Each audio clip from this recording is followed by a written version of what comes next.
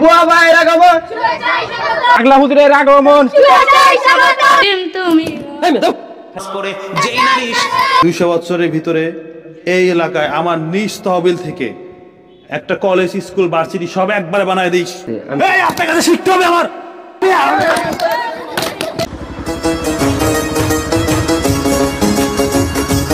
আসসালামু আলাইকুম রহমতুল্লাহি তাআলা বারাকাতুহু।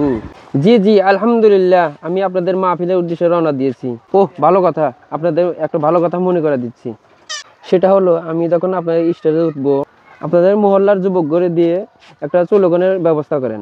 ওই যে বোঝেন নাই, হুজুরে ক্লিয়ার যাতে একটা স্লোগান দেওয়া লাগে, নারায়ে তাকবীর, হুজুরের আগমন, শুভেচ্ছায় স্বাগতম। আসসালামু আলাইকুম রহমতুল্লাহি ওয়া বারাকাতুহু। এখন থাকেন, আমি আসতেছি।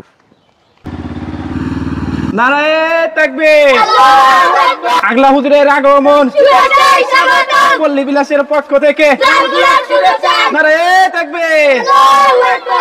এখন আমাদের সামনে বক্তব্য রাখিবেন আন্তর্জাতিক খ্যাতি সম্পূর্ণ মুফাসসিরে কোরআন হযরত মাওলানা মুসাম্মাদ ভুলাইছে হযরত মাওলানা মোহাম্মদ আগলা হুজুর, যিনি আমাদের মাঝে টিকটক, ফেসবুক, সোশ্যাল মিডিয়ায় ভাইরাল বক্তা। মমতাজের সেই ভাইরাল গান গেয়ে পরিচিত হয়েছে সেই ভাইরাল হুজুর হযরত মাওলানা মোহাম্মদ আগলা হুজুর আমাদের মাঝে উপস্থিত হয়েছে। আমরা তার বয়ান শুনবো এখন। তার আগে আমাদের মাঝে একটি গজল পরিবেশন করবেন আমাদেরই গ্রামের কৃতি সন্তান মোহাম্মদ আদিল আহমেদ নাইম। আসসালামু আলাইকুম।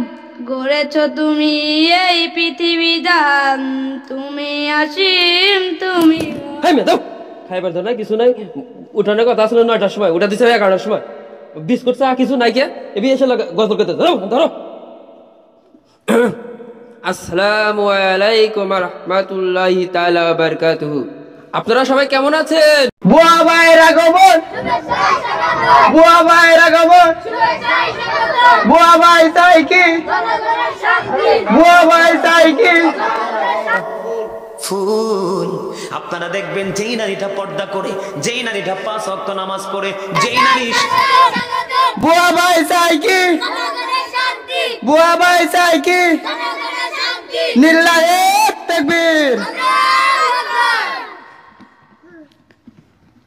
বসেন, আপনারা সবাই বসেন। কোন এই মঞ্চে দেখা যাচ্ছে এমপি পদপ্রার্থী, গরিবের শত্রু, ধনীর বন্ধু। এই যারা ভিডিও করতেছেন সব কাটেন, এটা ভুল হয়েছে। আমাদের মাঝে এখন বক্তব্য রাখবেন আমাদের প্রাণপ্রিয় নেতা, গরিবের বন্ধু, ধনীর শত্রু, এবং তার অবদান না বললেই নয়।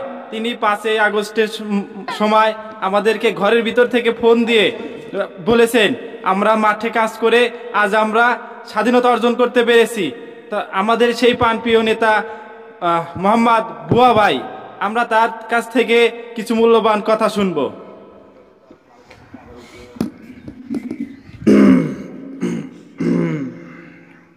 আসসালামু আলাইকুম। আপনারা সবাই কেমন আছেন? আচ্ছা, আমি অনেক ব্যস্ততার ভিতরে আসতে পারি না, সময় দিতে পারি না আপনাদের সামনে সেরকমভাবে।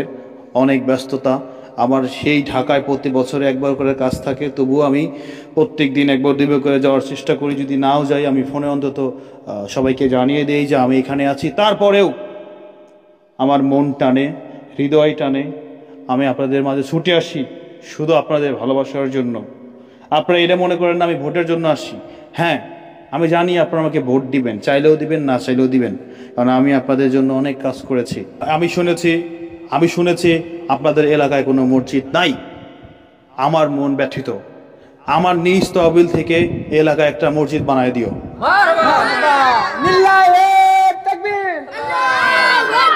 আমি শুনেছি আপনাদের এলাকার বাচ্চারা নাকি 200-300 কিলোমিটার দূরে গিয়ে লেখাপড়া করে। আমার মন কান্দে। আগামী 200 বছরের ভিতরে এই এলাকায় আমার নিজ তহবিল থেকে একটা কলেজ, স্কুল, ভার্সিটি সব একবারে বানায় দিস।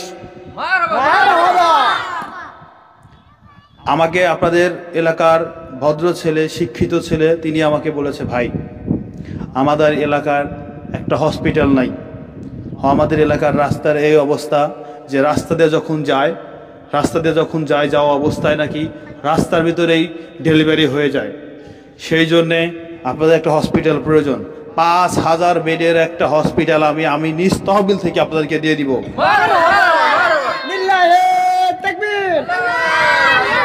আপনারা আমাকে ভোট দেন না দেন ওটা কোনো কথা নেই। যে ভোট দিবেন শান্তি থাকবেন, যে ভোট দিবেন না তার কল্লাগুলো আমার কাছে জমা দিবেন। আমি আমার নিজ তহবিল থেকে কল্লাগুলো সেভ করে রাখবো। এখন সময় আর দীর্ঘায়ু করবো না। আমি 1 ঘন্টা 4 মিনিট বক্তব্য দিলাম। আমি আমার বক্তব্য আর দীর্ঘায়ু করবো না। আমার বক্তব্য এখানেই শেষ করছি। বাংলাদেশ খাই খাই পার্টি অমর হোক। বাংলাদেশ খাই খাই পার্টি জিন্দাবাদ জিন্দাবাদ জিন্দাবাদ। আসসালামু আলাইকুম। ওয়ালাইকুম আসসালাম ওয়া রাহমাতুল্লাহি তাআলা বারাকাতুহু। এতক্ষণ আপনাদের প্রিয় ভুয়া ভাইয়ের ভাষণ শুনলেন। এখন শুনবেন আমার মধুর কণ্ঠের ওয়াজ। আমি এখন সোজাসুজি ওয়াজে চলে যাব। ভাবারা ভাইরা, আপনারা যারা এখনো বিয়ে করেননি অতি শীঘ্রই বিয়ে করে ফেলুন, কারণ আগামী কিছুদিনের মধ্যে কিয়ামত হওয়ার সম্ভাবনাটাই বেশি। আপনারা যারা ইতিমের ধন সম্পদ লুটে খুঁড়ে খাচ্ছেন তারা আপনারা সবাই জাহান্নামী জাহান্নামী জাহান্নামী।